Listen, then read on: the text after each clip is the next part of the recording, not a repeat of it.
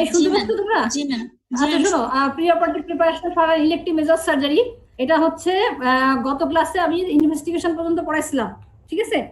আচ্ছা এখন আমি এরপর ইনফর্ম কনসেন্ট কিভাবে নিতে হবে সেটাও পড়াইছি, আর হচ্ছে তোমার কোএক্সিস্টিং মানে কোএক্সিস্টিং মেডিকেল যে ডিজিজগুলো থাকে সেগুলো কিভাবে কারেকশন করতে হবে সেটাও আমি তোমাদেরকে পড়াইছি। আজকে আমি পড়াবো তোমার, এটা হচ্ছে প্রি অপারেটিভ অর্ডার থেকে শুরু করে pre operative order, skin preparation, হ্যাঁ মানে জেনারেল প্রিপারেশন যেটা, সেটা হচ্ছে স্কিন কিভাবে প্রিপেয়ার করতে হয়, ডায়েট কিভাবে দিতে হবে, পার্গেটিভস অ্যান্ড ইডেমা কখন লাগে কখন লাগে না, প্রি মেডিকেশন কি দিতে হয়, নাসোগ্যাস্ট্রিক টিউব, ক্যাথেটারাইজেশন কখন লাগে কখন লাগে না, তারপর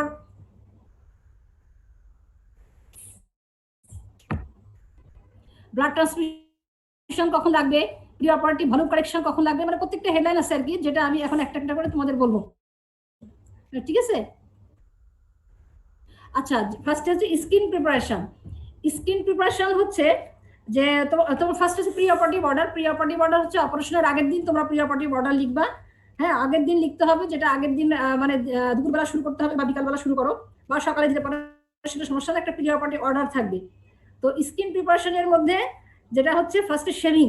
শেভিং হচ্ছে এটা করা যায় হচ্ছে তোমার শেভিং মানে তোমরা বুঝো, যেটা হচ্ছে বিপি ব্লেড ইউজ করে করা হয়, মানে যে পার্টে অপারেশন করা হবে সেই পার্টটা শেভ করা হয়। তো শেভ করলে বলে যে এখানে একটা টিনি উন্ড হয়, হ্যাঁ টিনি উন্ড হয়, সেই টিনি উন্ড হলে সেটা র এরিয়া তৈরি হয়, তখন সেটা ইনফেকশন হওয়ার সম্ভাবনা থাকে। তো অল্টারনেটিভলি হচ্ছে ডেপিলেটরি ক্রিম আছে, ক্রিম ইউজ করা যায়। সেই ক্রিম ইউজ করলে দেখা যায় যে তোমার হেয়ারগুলো রিমুভ হয়ে যায়, কিন্তু এতে একটা অ্যালার্জি রিয়াকশন হওয়ার সম্ভাবনা থাকে। আচ্ছা এছাড়া হচ্ছে তোমার এছাড়া তাকে একটা প্রি অপারেটিভ শাওয়ার নিতে হবে। প্রি অপারেটিভ শাওয়ারটা হচ্ছে একটা অ্যান্টিসেপ্টিক সলিউশন দিয়ে ডে বিফোর সার্জারি, অপারেশনের আগের দিন অথবা অপারেশনের দিন সকালবেলা সে শাওয়ারটা নিবে। এগুলোর সুবিধা কি? এগুলোর সুবিধা হচ্ছে যে স্কিন ইনফেকশন কম হয়। আচ্ছা নেক্সট হচ্ছে ডায়েট। আচ্ছা ডায়েট হচ্ছে যদি আমরা যে কোনো জেনারেল অ্যানেস্থেসিয়া বা স্পাইনাল অ্যানেস্থেসিয়া দিয়ে আমরা অপারেশন করি, তাহলে আমরা সলিড ফুড আমরা তাকে অমিট করব 12 আওয়ার্স বিফোর সার্জারি। অপারেশন করার 12 ঘন্টা আগে আমরা অমিট করব সলিড ফুড, আর 6 to 8 আওয়ার্স আগে আমরা লিকুইড ফুড অ্যাভয়েড করব, ঠিক আছে? তাহলে আমরা 12 আওয়ার্স আগে আমরা সলিড ফুড অ্যাভয়েড করব, আর 6 to 8 আওয়ার্স আগে আমরা লিকুইড ফুড অ্যাভয়েড করব। এটা হচ্ছে ডায়েট। আচ্ছা এখন হচ্ছে পার্গেটিভস অ্যান্ড ইনেমা। পার্গেটিভস এবং ইনেমা হচ্ছে আমরা শুধুমাত্র কোলোরেক্টাল সার্জারি যখন করব অথবা কোনো অ্যাবডোমিনাল মেজর অপারেশন করব যেখানে আমার ইন্টেস্টাইন হ্যান্ডেল করতে হবে বা স্টোমাক হ্যান্ডেল করতে হবে, সেই ক্ষেত্রে আমি পার্গেটিভ বা ইনেমা দিব। অন্য কোনো ক্ষেত্রে সাধারণত আমার লাগবে না, নর্মালি আমার লাগবে না। কখন লাগবে?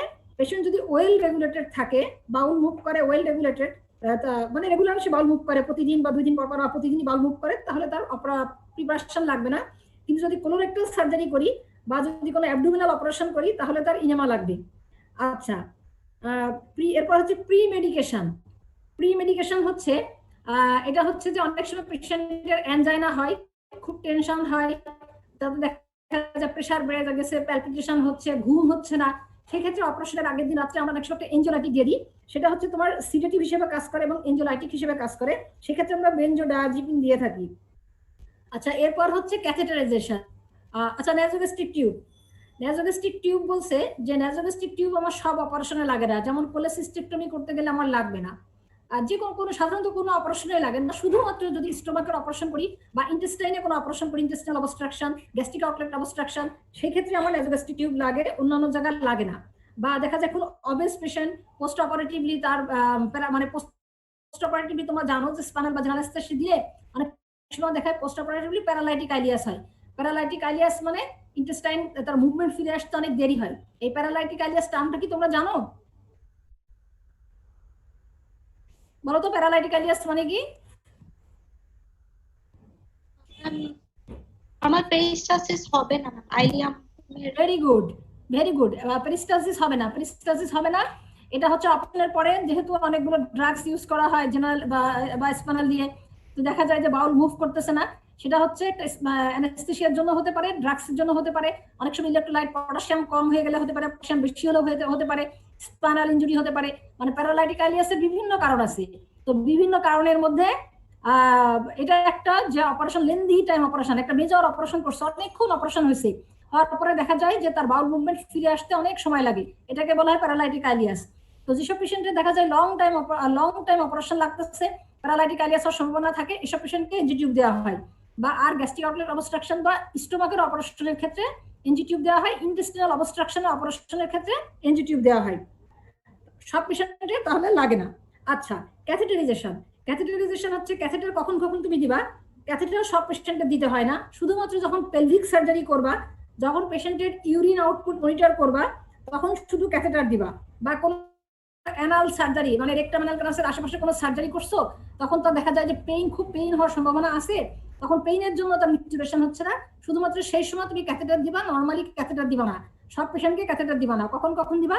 যখন যে কোনো পেলভিক সার্জারি আর যখন কোনো মেজর অপারেশন হয়েছে, ইউরিন আউটপুট মেনটেন করতে হবে, তোমাকে দেখতে হবে যে কতটুকু আউটপুট হচ্ছে, সেই ক্ষেত্রে দিবা।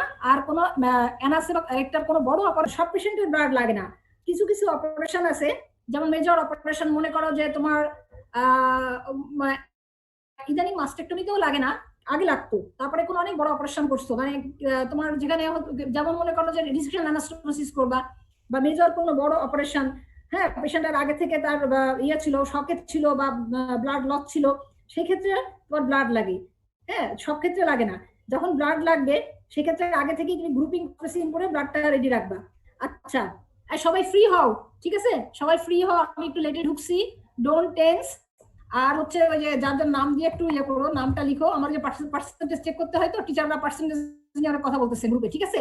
বলে কে দিচ্ছে কে দিচ্ছেন না, আপনারা কিভাবে কনফার্ম করতেছেন, এটা নিয়ে লেখালেখি হয়েছে তো। আচ্ছা, সবাই ফ্রি হও, ঠিক আছে? আচ্ছা, তাহলে ব্লাড ট্রান্সফিউশন সব পেশেন্টের লাগে না। আগে যখন অপারেশন, আমরা যখন ছোট ছিলাম, অপারেশন করতে গেলেই দেখা যেত আগে পেশেন্টকে ব্লাড রেডি করে রাখতে বলতে, আপনার 1 ব্লাড লাগবে, 2 ভাগ ব্লাড লাগবে, আর ব্লাড দিলেও অনেক হ্যাজার্ড আছে, সেজন্য সব পেশেন্টের ব্লাড লাগবে না। এটা স্পেসিফিক ভাবে জানতে হবে যে কার লাগবে কার লাগবে না। যার লাগবে তার ব্লাড রেডি রাখবো, যার লাগবে না তার আমি রেডি রাখবো না, গ্রুপিং প্রসেসিং করে রাখবো, কিন্তু ব্লাড আমি রেডি করবো না, ঠিক আছে? এরপর হচ্ছে প্রি অপারেটিভ ভলিউম কারেকশন। আচ্ছা, প্রি অপারেটিভ ভলিউম কারেকশন হচ্ছে দেখা যায় যে কিছু কিছু পেশেন্টের আগে থেকে ভলিউম ডেফিসিট থাকে, সেক্ষেত্রে তাদের ফ্লুইড বা ইলেকট্রোলাইট ডেফিসিট থেকে ওটা আগে থেকে কারেকশন করে নিতে হয়। হ্যাঁ, বা before operation, just before operation ওটা কারেকশন করতে হয় এবং ওদেরকে ওভাবে ইলেকট্রোলাইট এবং ফ্লুইড ভলিউমটা দিয়ে দিতে হয়। আচ্ছা, এরপর হচ্ছে তোমার কন্টিনিউয়াস মেডিকেশন।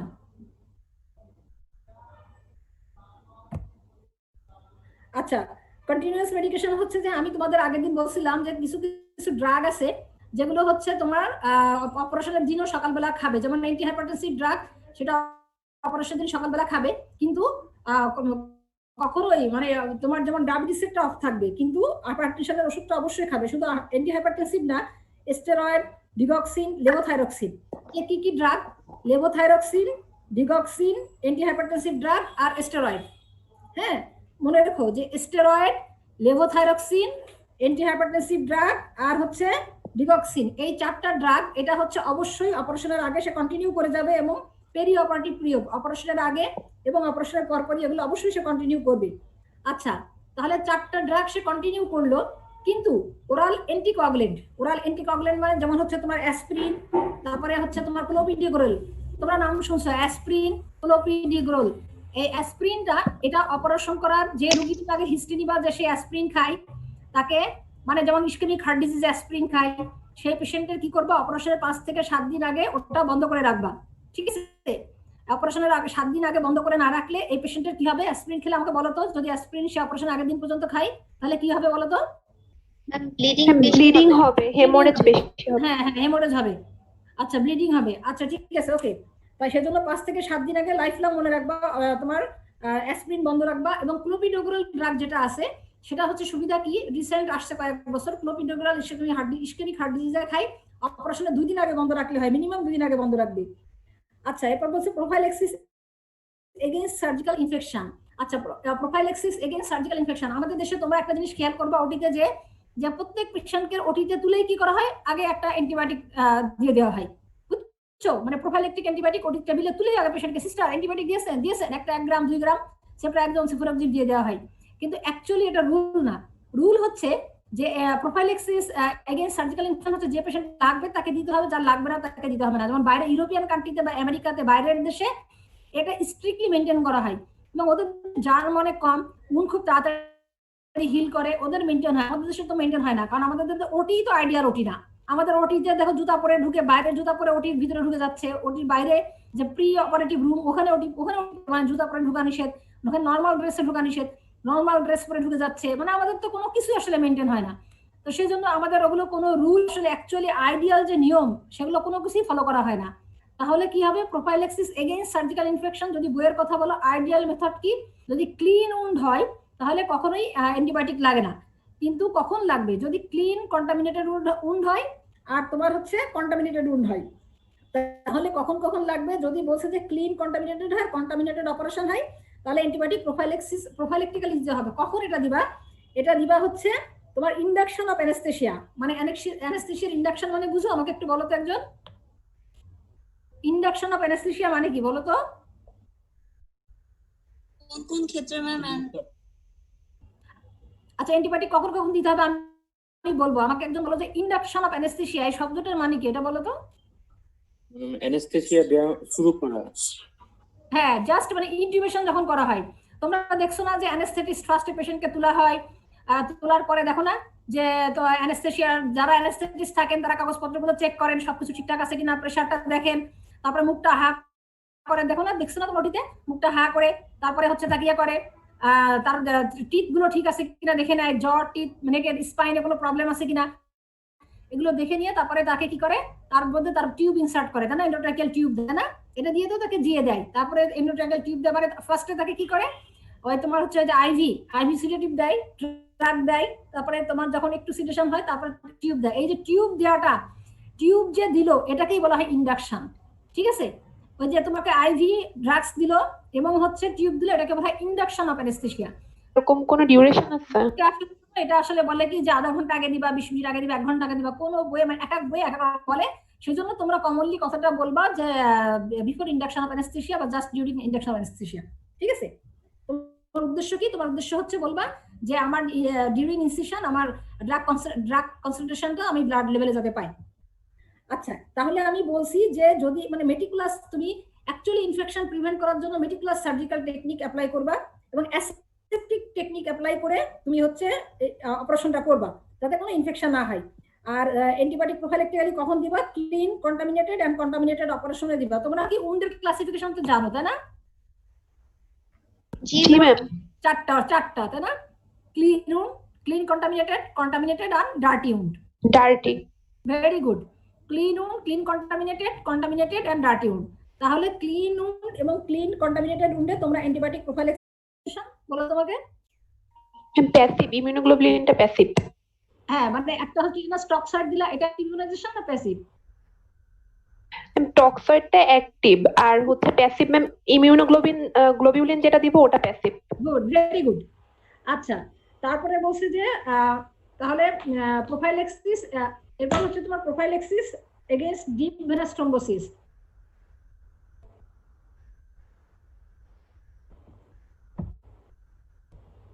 আচ্ছা, prophylaxis against deep venous thrombosis. Deep venous thrombosis হচ্ছে সব পেশেন্টকে ডিভিটি সব পেশেন্টে ডেভেলপ করে না, আর সব পেশেন্টকে ডিপ ভেনাস থ্রম্বোসিস দিতেও হয় না, মানে প্রোফাইলেক্সিস দিতেও হয় না। এক্ষেত্রে পেশেন্টকে 3টা ক্যাটাগরিতে ভাগ করা হয়েছে, একটা হচ্ছে লো রিস্ক, একটা হচ্ছে তোমার ইন্টারমিডিয়েট রিস্ক, আর একটা হচ্ছে হাই রিস্ক। আচ্ছা, এটা হচ্ছে ডিপেন্ড করে কাদের, যেসব পেশেন্টের লং টাইম অপারেশন হয়, যেসব পেশেন্টের ওবেস, যেটা হচ্ছে অনেকক্ষণ পা, ওই যে তোমার হেভি ওয়েট পা অনেকক্ষণ ধরে থাকে, যাদের কার্ডিয়াক ডিজিজ আছে, ম্যালিগন্যান্ট ডিজিজ আছে, জন্ডিসের হিস্ট্রি আছে, হ্যাঁ, past history of deep venous thrombosis আছে, এইসব পেশেন্টকেই শুধুমাত্র ডিভিটি প্রোফাইলেক্সিস দেওয়া হয়। তাহলে ডিভিটি প্রোফাইলেক্সিস কাদের দেওয়া হয়, যেসব পেশেন্টের আগে হিস্ট্রি থাকে যে তার ডিপ ভেনাস থ্রম্বোসিস হয়েছিল, লং টাইম অপারেশন হয়, যাদের হচ্ছে তোমার কার্ডিয়াক ডিজিজ থাকে, যাদের হচ্ছে জন্ডিসের হিস্ট্রি থাকে, যাদের ম্যালিগন্যান্ট ডিজিজ থাকে, হ্যাঁ, তাদের আমরা ডিভিটি প্রোফাইলেক্সিস দিব। যদি লো রিস্ক গ্রুপ হয়, লো রিস্ক গ্রুপ হলে আমরা জাস্ট হচ্ছে তাকে করব, আমাদের অ্যান্টিকোয়াগুলেন্ট লাগবে না, শুধুমাত্র আমরা তাকে ফলো আপ করবো। আর যদি হচ্ছে আমার ইন্টারমিডিয়েট বা হাই রিস্ক হয় তাহলে আমরা তাদেরকে অ্যান্টিকোয়াগুলেন্ট দিব। অ্যান্টিকোয়াগুলেন্ট কি দিব, আনফ্রাকশনেটেড হেপারিন, লো মলিকুলার ওয়েট হেপারিন, আর গ্রাজুয়েটেড ইলাস্টিক স্টকিং, মানে স্টক। তোমরা দেখছো, তোমরা কি কখনো দেখছো ডিপ ভেনাস থ্রম্বোসিস হলে কিভাবে দেয় পায়ের মধ্যে লেগে, দেখছো? না ম্যাম। তোমরা কি কখনো ডিভিটির পেশেন্ট দেখছো? জি ম্যাম। দেখছো? ম্যাম দেখেছি। গুড।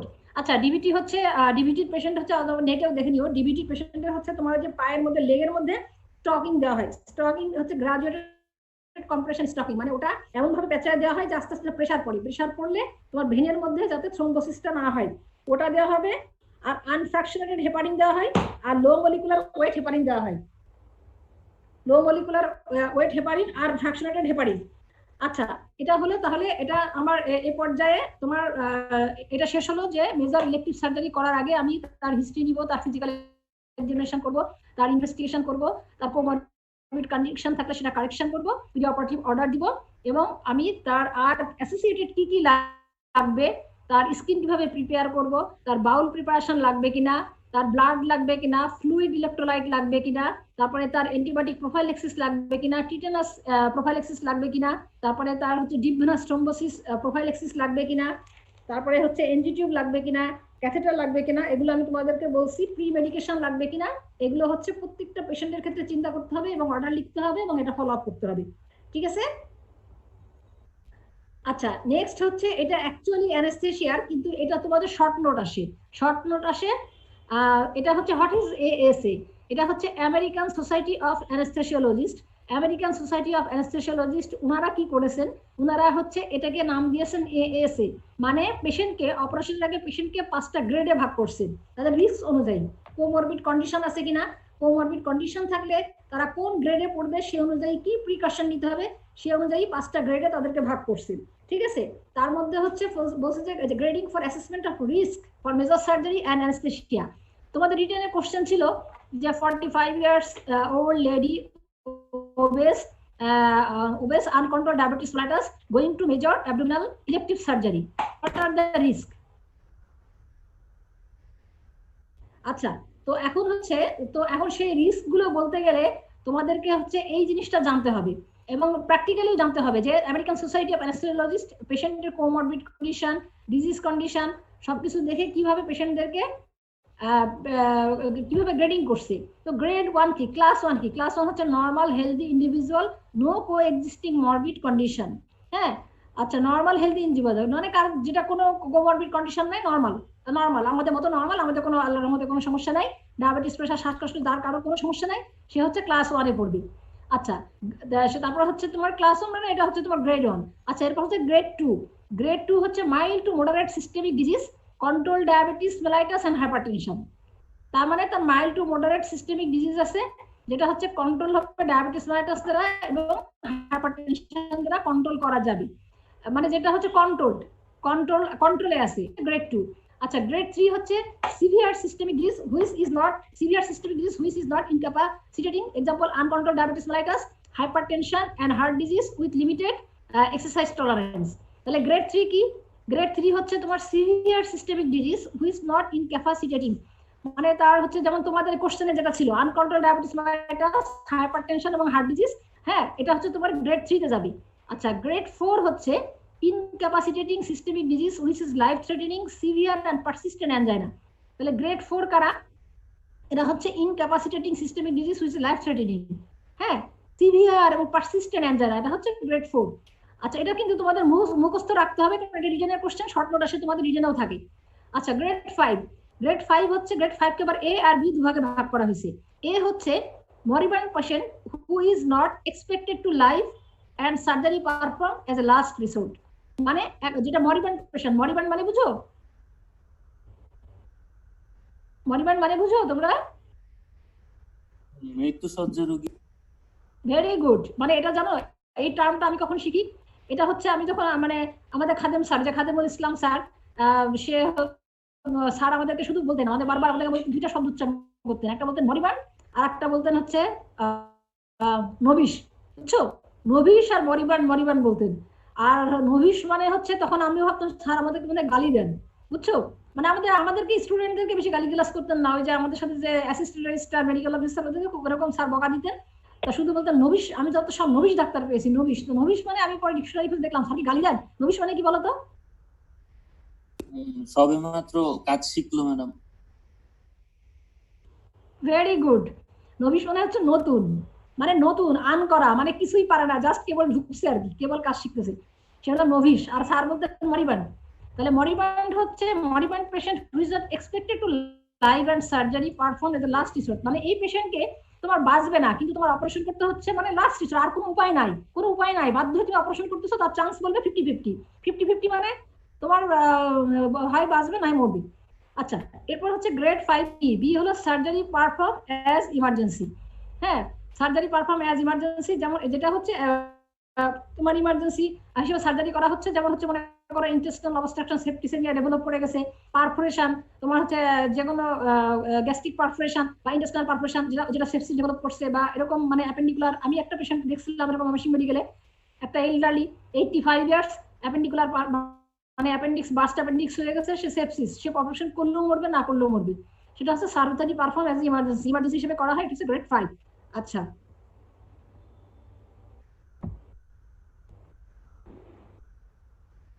আচ্ছা তাহলে হচ্ছে তোমাদের আশা, আশা আশা হচ্ছে এএস এ আশা, আশা হচ্ছে এটার মানে কি, আর এটা শর্ট নোট থাকে, এটা অ্যানেস্থেসিয়া এবং পেশেন্টের অপারেশনের ক্ষেত্রে এটা অবশ্যই তোমাদেরকে জানতে হবে।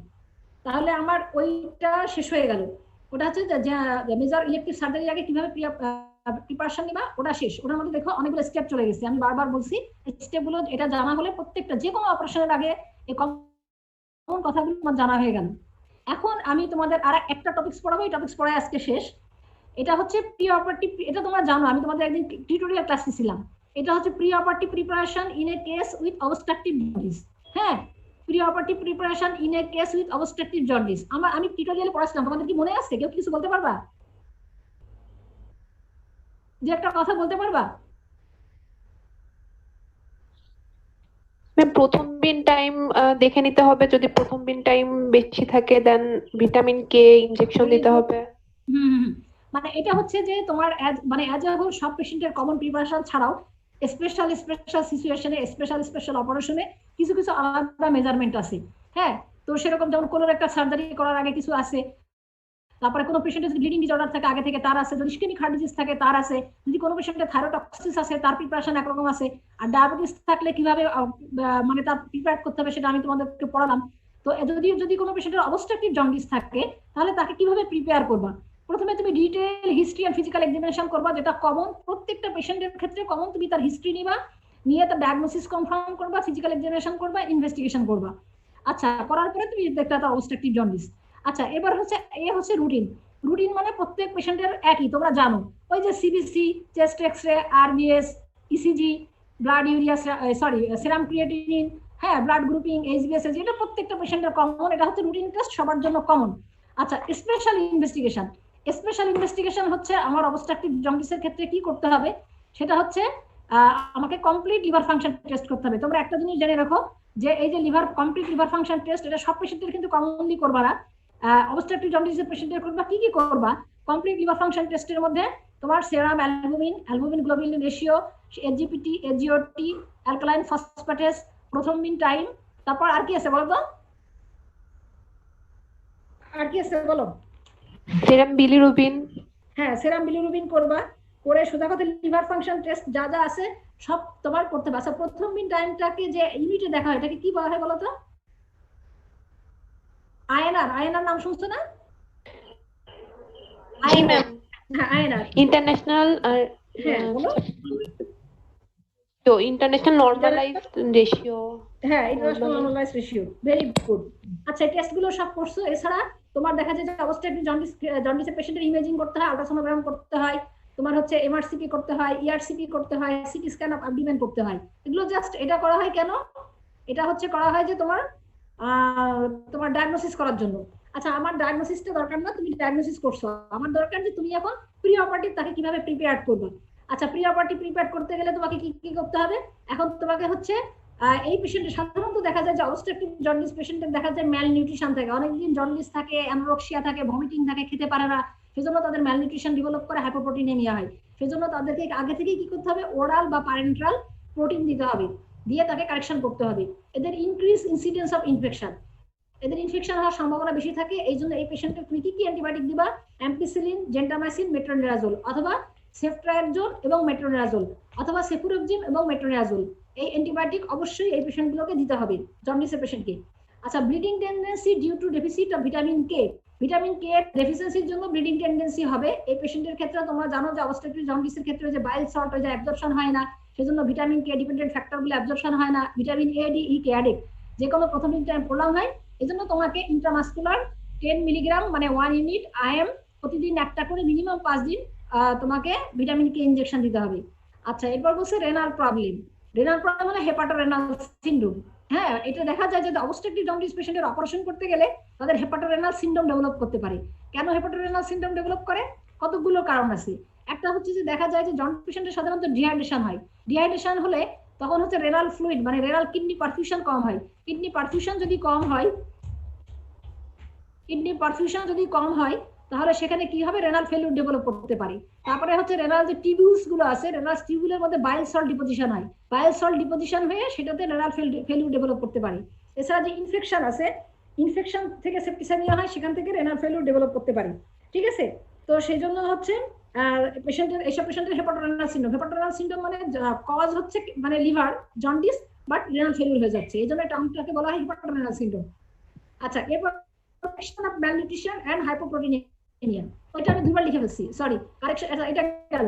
এরপর হচ্ছে prevention and control of infection. এটা আমি বলছি যে এই যে ইনফেকশন কন্ট্রোল করতে হবে কিভাবে, যে এই পেশেন্টদের হচ্ছে তোমার যতটুকু পারা যায় অ্যাসেপ্টিক টেকনিকে করতে হবে, এবং হচ্ছে অ্যান্টিবায়োটিক অবশ্যই অ্যান্টিবায়োটিক প্রোফাইল্যাক্সিস লাগবে।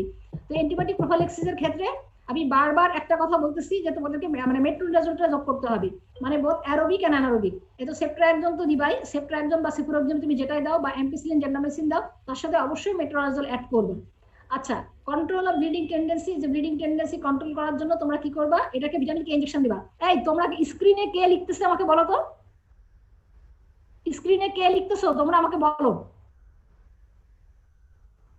আমি এটা আইডেন্টিফাই করবো কে স্ক্রিনে লিখতেছো। আচ্ছা, এরপর হচ্ছে renal function, maintenance of renal function হচ্ছে অপারেশনের আগে তোমাকে প্রচুর ফ্লুইড কারেকশন করে নিতে হবে, ইলেকট্রোলাইটস কারেকশন করে দিতে হবে, ব্লাড দিতে হবে। আচ্ছা, কারেকশন অফ এনিমিয়া, ব্লাড দিতে হবে, এই আর কি। এরপর হচ্ছে building up of hepatic glycogen storage. হ্যাঁ, building up of hepatic glycogen storage ব্যাপারটা কি, এটা হচ্ছে সাধারণত দেখা যায় যে অবস্ট্রাকটিভ জন্ডিস পেশেন্টের দীর্ঘদিন অ্যানোরেক্সিয়া নশিয়া না থাকার জন্য এদের সময় হাইপোগ্লাইসিমিয়া বা গ্লুকোজ ডেফিসিয়েন্সি হতে পারে। হ্যাঁ, সেই ক্ষেত্রে তোমাদের হচ্ছে গ্লাইকোজেন স্টোরেজটা লিভারে বাড়াতে হবে। সেক্ষেত্রে কিভাবে কি করবা, এটা ওরালি খাওয়ায় আগে ওরালি তাকে নিউট্রিশন দিয়ে নিবা, গ্লুকোজ খাওয়াবা, অথবা তাকে হচ্ছে ডিএনএস মানে ডেক্সট্রোজ তোমার আইভি দিবা, ইনজেকশন দিবা।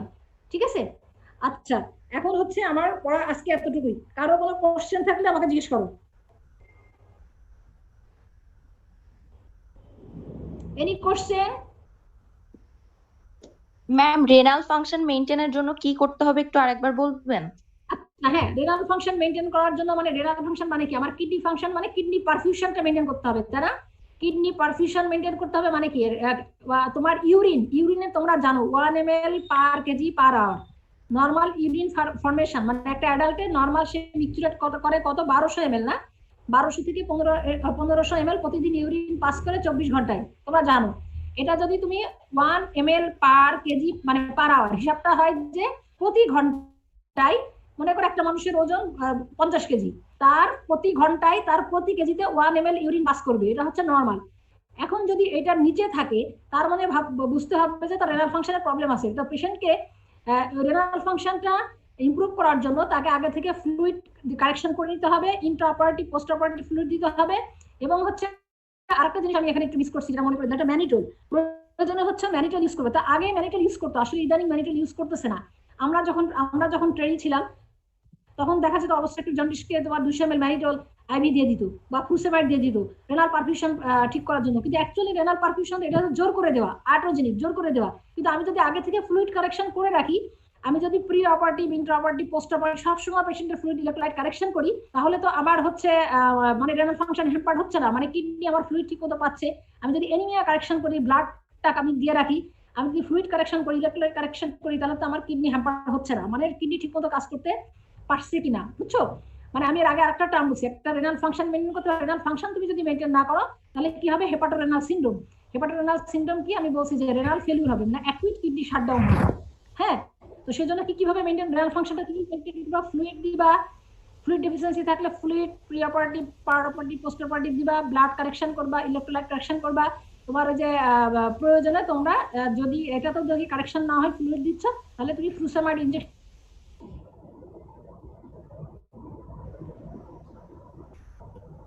তারপর বলো, এরপর আমি হচ্ছে আমার এইখানে এই রিলেটেড ইয়ে পড়া, আমি এরপরে অন্য কোশ্চেনে চলে যাবো নেক্সটে। হ্যাঁ ম্যাম একটু ব্লিডিং কোশ্চেন ধরে আমি তোমাদের ভিতরে যে কোশ্চেনগুলো আসছে ওভাবে কোশ্চেন ধরে ধরে। আরেকটা কথা আমাকে বলো তো, তোমাদের MRI, CT scan, PET scan এগুলো কি? আচ্ছা, কন্ট্রোল অফ ব্লিডিং টেন্ডেন্সি জি কোনটা? Ma'am. Ma'am bleeding tendency due to deficiency of vitamin K, এই জায়গাটা একটু যদি বলতেন। আচ্ছা হ্যাঁ, এটা হচ্ছে শোনো, এটা হচ্ছে তোমরা জানো যে বাইল, তোমরা জানো না টার্মিনাল পার্ট অফ আইলিয়াম থেকে বাইল সল্ট অ্যাবজর্পশন হয়, তাই না? থেকে বাইল কোথায় তৈরি হয়, মানে তোমার বিলিরুবিন তৈরি হচ্ছে না, বিলিরুবিন মানে এই সমস্যা কোথায়? ম্যাম এই পয়েন্টটা আপনি যদি আরেকবার একটু বলতেন তাহলে ভালো হতো। আচ্ছা আমি বলতেছি, হ্যাঁ শোনো, তোমার হচ্ছে যে তোমার অবস্ট্রাকটিভ জন্ডিসের ক্ষেত্রে যেটা হবে সেটা হচ্ছে বাইল। অবস্ট্রাকটিভ জন্ডিসের কি হবে, বাইল যে তোমার লিভার থেকে তৈরি হচ্ছে, গল ব্লাডার স্টোর হচ্ছে, কমন বাইল ডাক্ট দিয়ে তোমার ইন্টেস্টাইনে যাচ্ছে, যে terminal part of the ileum মানে এখানে যে ডিউটা সেকেন্ড পার্টে যাচ্ছে। এখন তোমার হচ্ছে যখন দেখা যাবে এই বাইলটার নর্মাল যে তার চলাচল পথে বাধা সৃষ্টি হচ্ছে, সেটাই তো অবস্ট্রাকটিভ জন্ডিস। অবস্ট্রাকটিভ জন্ডিস মানে বাইল চলাচলে কোথাও অবস্ট্রাকশন হয়েছে, অবস্ট্রাকশন হওয়ার কারণে বাইল সে এক্সক্রেশন হতে পারতেছে না, সে ব্লাডে অ্যাবজর্পশন হয়ে যাচ্ছে, তার জন্ডিস হচ্ছে, বিলিরুবিন বেড়ে যাচ্ছে, জন্ডিস হচ্ছে। তার মানে বাইল সে ওই ইন্টেস্টাইনে পৌঁছতে পারতেছে না, ব্লক আছে। তখন কি হবে, তখন হচ্ছে বাইল সল্ট যে ভিটামিন কে অ্যাবজর্পশন করতো, তাহলে ভিটামিন কে অ্যাবজর্পশন হবে না, কারণ ভিটামিন কে অ্যাবজর্পশন হতে গেলে তোমার বাইল সল্ট লাগবে। যেহেতু বাইল সল্ট আসতে পারতেছে না লিভার থেকে ইন্টেস্টাইনে, তাহলে ভিটামিন কে অ্যাবজর্পশন হবে না। যদি ভিটামিন কে যদি অ্যাবজর্পশন না হয়, তাহলে কি হবে, ভিটামিন কে এর যে কাজগুলো, মানে তোমার এখানে যে ভিটামিন কে ডিপেন্ডেন্ট যে ফ্যাক্টরগুলো, এই ফ্যাক্টরগুলো যে কোয়াগুলেশন ফ্যাক্টর, তোমরা জানো না কোয়াগুলেশন ফ্যাক্টর, পড়ছো না? পড়ছো? জি ম্যাম। সোজা কথা, এখন জানো যে ভিটামিন কে ডেফিসিয়েন্সি হলে তার প্রথম দিন টাইম প্রলং হবে, ঠিক আছে? ভিটামিন কে ডিপেন্ডেন্ট কিছু ফ্যাক্টর আছে, কোয়াগুলেন্ট ফ্যাক্টর, কোয়াগুলেন্ট ফ্যাক্টর আছে, কোয়াগুলেন্ট ফ্যাক্টর আছে। ভিটামিন কে যদি অ্যাবজর্ব না হয়, তাহলে ভিটামিন কে ডিপেন্ডেন্ট যে ফ্যাক্টরগুলো, সেই ফ্যাক্টরগুলো কি করবে, সেগুলো কাজ করবে না। কাজ না করলে তার ব্লিডিং টেন্ডেন্সি হবে। মানে কোয়াগুলেন্ট ফ্যাক্টর মানে কি, সেগুলো ব্লাডকে কোয়াগুলেশন সাহায্য করে। তো ব্লাড যদি কোয়াগুলেশন করতে না পারে, তাহলে ব্লিডিং টেন্ডেন্সি বেড়ে যাবে। ব্লিডিং টেন্ডেন্সি বেড়ে যাবে মানে প্রথম দিন টাইম প্রলং হবে। এখানে ভিটামিন কে অ্যাবজর্পশন হবে না বলে, এইটুকু আপাতত মনে রাখো, ভিটামিন কে অ্যাবজর্পশন হবে না বলে প্রথম দিন টাইম প্রলং হবে। আর প্রথম দিন টাইম যখন প্রলং হবে, তখন সেই পেশেন্টের কি হবে, ব্লিডিং টেন্ডেন্সি হবে। তো আমি তো পেশেন্টের ব্লিডিং হতে দিব না। আমি যদি ব্লিডিং হতে না দেই, তাহলে আমাকে সেক্ষেত্রে কি করতে হবে, ভিটামিন কে আমাকে ইনজেকশন দিতে হবে। যেহেতু আমার শরীরের ভিতরে সেটা অ্যাবজর্পশন হতে পারছে না, বাইরে থেকে আমাকে দিতে হবে। তাহলে বাইরে থেকে আমি কিভাবে দিব, 10 মিলিগ্রাম, মানে একটা অ্যাম্পুলে 10 মিলিগ্রাম, সেই 10 মিলিগ্রাম আমি দিব IM intramuscular, 10 milligram IM intramuscular প্রতিদিন একটা করে মিনিমাম 5 ডেজ দিব, ঠিক আছে? এটা হচ্ছে কমন কথা। এখন যদি পেশেন্টের আসলে সেরাম বিলিরুবিন লেভেল দেখতে হয়, তারপর তার জন্ডিস মাইল্ড না মডারেট না সিভিয়ার, এখন আমরা প্রথম দিন টাইমটা চেক করব, ভিটামিন কে ইনজেকশন দিব, প্রথম দিন টাইম চেক করব, করে যদি দেখা যায় যে এমনি তোমার মাইল্ড বা মডারেট, কারেকশন হয়ে যায়, 5 দিন দিলে কারেকশন হয়ে যায়। যদি 5 দিন দিলে কারেকশন না হয়, তাহলে আমরা আবার আরো বেশি দিন দিব। প্রথম দিন টাইম নর্মাল না হওয়া পর্যন্ত আমরা অপারেশন করব না, ঠিক আছে? বুঝতে পারছো? Any problem? ম্যাম হেপাটিক জি, ma'am, গ্লাইকোজেন বুঝতে পারছি। স্টোরটা কিভাবে হবে? Hepatic glycogen store? জি ম্যাম। আচ্ছা, হেপাটিক গ্লাইকোজেন স্টোর মানে বলছে যে এই পেশেন্টের দেখা যায় যে গ্লুকোজ ডেফিসিয়েন্সি হতে পারে। মানে সাধারণত দেখা যায় যে অবস্ট্রাকটিভ জন্ডিস পেশেন্টরা দীর্ঘদিন, অনেক সময় দেখো তাদের জন্ডিস থাকে, অ্যানোরেক্সিয়া হয়, নরসিয়া হয়। তো অ্যানোরেক্সিয়া নরসিয়া হলে খেতে পারে না, না পারলে ওই যে আমি বারবার বলছি ম্যালনিউট্রিশন থাকে, হাইপোপ্রোটিনেমিয়া থাকে। তো ম্যালনিউট্রিশন হাইপোপ্রোটিনেমিয়া থাকে, এরা খেতে পারে না, তখন এদেরকে গ্লুকোজ ডেফিসিয়েন্সি হতে পারে। একটা তো আছে প্রোটিন ডেফিসিয়েন্সি, সেটা তো আছে, অ্যালবুমিন গ্লোবিলিন রেশিও দেখতে বলছি, অ্যালবুমিন রেশিও দেখতে বলছি, প্রোটিন ডেফিসিয়েন্সি। আর একটা হচ্ছে গ্লাইকোজেন স্টোরেজ, মানে গ্লুকোজও কম হতে পারে। সেই ক্ষেত্রে হচ্ছে building up of hepatic glycogen store কিভাবে, মুখে তাকে অপারেশনের আগে মুখে বেশি বেশি খাওয়াবা, গ্লুকোজ খাওয়াবা, কার্বোহাইড্রেট খাওয়াবা। এটা মুখে যদি খেতে পারে খাবে, মুখে যদি খেতে না পারে আইভি দিবা, প্যারেন্টাল নিউট্রিশন দিবা, প্যারেন্টাল এবং হচ্ছে পারোপাটি পিরিয়ডে তুমি ডেক্সট্রোজ দিবা, মানে স্যালাইন যেটা দাও না, আমি বলছি না স্যালাইন কি আছে, ডেক্সট্রোজ মানে গ্লুকোজ কন্টেনিং স্যালাইন আছে, নরমাল স্যালাইন আছে, হার্টম্যান আছে, তোমরা এই পেশেন্টকে কি দিবা? গ্লুকোজ কন্টেনিং স্যালাইন দিবা, মানে ডেক্সট্রোজ কন্টেনিং স্যালাইন। তাহলে ওটা দিলেই তোমার হেপাটিক গ্লাইকোজেন স্টোরেজ, মানে এটা হচ্ছে খাওয়ায়ের মুখে ওরালি দিবা, প্যারেন্টালি দিবা, দিয়ে হেপাটিক গ্লাইকোজেন স্টোরেজটা বাড়াবা। এই যারা মোটা মানুষ তাদের কি অনেক কার্বোহাইড্রেট না, তাদের গ্লাইকোজেন অনেক বেশি থাকে লিভারে, বুঝছো? মানে লিভারে তো এই যে তোমার গ্লাইকোজেন সবসময় স্টোর থাকে, সবারই, আমাদের প্রত্যেকেরই লিভারে। যখন আমরা ক্ষুধার আগে, অনেক ক্ষুধার আগে আমরা খাচ্ছি না, তখন তোমাদের ওই লিভার থেকে গ্লুকোজ ভেঙে গ্লাইকোজেনোলাইসিস গ্লুকোজ ভেঙে ইয়েতে আসে, ব্লাডে আসে। যখন লিভার থেকে ভেঙে ভেঙে যখন লিভার আর থাকে না, তখন তোমাদের ফ্যাট থেকে আসে, বুঝছো? তো আমাদের লিভারে যে স্টোর থাকে গ্লুকোজ গুলো গ্লাইকোজেন হিসেবে, এই স্টোরটা আমার আগে থেকে বাড়ায় দিতে হবে, ঠিক আছে? ঠিক আছে, জি ম্যাম। আচ্ছা, আজকে আমি এতটুকুই পড়ালাম, ঠিক আছে? নেক্সট ক্লাসে ইনশাআল্লাহ দেখা হবে। আমি আবার তোমাদের অন্যভাবে টপিক সিলেক্ট করে কোশ্চেন সিলেক্ট করে পড়াবো। আচ্ছা, আমাকে একটা কোশ্চেন বলো তো, তোমাদের সিটি স্ক্যান, এমআরআই, তারপরে হচ্ছে পেট স্ক্যান, এগুলো কি পড়ানো হচ্ছে? Radiotherapy, chemotherapy? ম্যাম টিউটোরিয়ালে হয় টিউটোরিয়াল না, মানে অ্যাজ এ হোল কখনো পড়ানো হয়েছে কিনা? ম্যাম, ইউরোলজিতে একবার পড়িয়েছিল, সার্জারিতে পড়ানো হয়নি। কথা বলা করতে গেলে হ্যাঁ, ছবিতে সেলিম ভাই। হ্যাঁ হ্যাঁ, বলো। অবশ্যই গেছি যে সোহান, আমি একবার খুলনা গেলাম। ম্যাডাম রেডিওথেরাপিটা ম্যাডাম পড়ানো হয়নি। আচ্ছা, তোমাদের রেডিওথেরাপি প্রায় শর্ট কোশ্চেন থাকে যে হ্যাজার্ডস অফ রেডিওথেরাপি, গতবারও ছিল। প্রায় কোশ্চেন থাকে যে হ্যাজার্ডস মানে side effect of radiotherapy, hazards of radiotherapy, এটা থাকে। তাহলে তোমাদের CT scan, PET scan, MRI এগুলো মোটামুটি একটু পড়ানো আইডিয়া দেওয়া হয়েছে, তাই তো? জি ম্যাম। পড়ালে ভালো হয় আবার। আচ্ছা ঠিক আছে, আমি আগে ওই আমি দেখি, আমি পড়াবো, আমি সবই পড়াবো, আমি ধরে পড়াতে থাকবো তোমাদের। তবে একটু শুনে নিলাম যেটা কোনো মানে আছে কিনা, আইডিয়া আছে কিনা। ঠিক আছে, আমি সবই পড়াবো। আজকে একটু প্রবলেম হচ্ছে ক্লাস নিতে, ঠিক আছে? একটু প্রবলেম হলো, আমারও প্রবলেম হয়েছে, তোমরা একটু সাফার করছো। আচ্ছা, ওকে, থ্যাংক ইউ। হ্যাঁ হ্যাঁ হ্যাঁ, বলো। আপনি নেবেন বলছেন। ম্যাম পার্সেন্টেজ কি আমি পাঠিয়ে দিব? ও আচ্ছা, পার্সেন্টেজ, হ্যাঁ পার্সেন্টেজ নিজন, পার্সেন্টেজ দেখাও তোমাকে। জি ম্যাম, আমি তাহলে গ্রুপে পাঠিয়ে রাখবো। ও পার্সেন্টেজ, ও তুই বলছিস এখানে রোল কল করবো?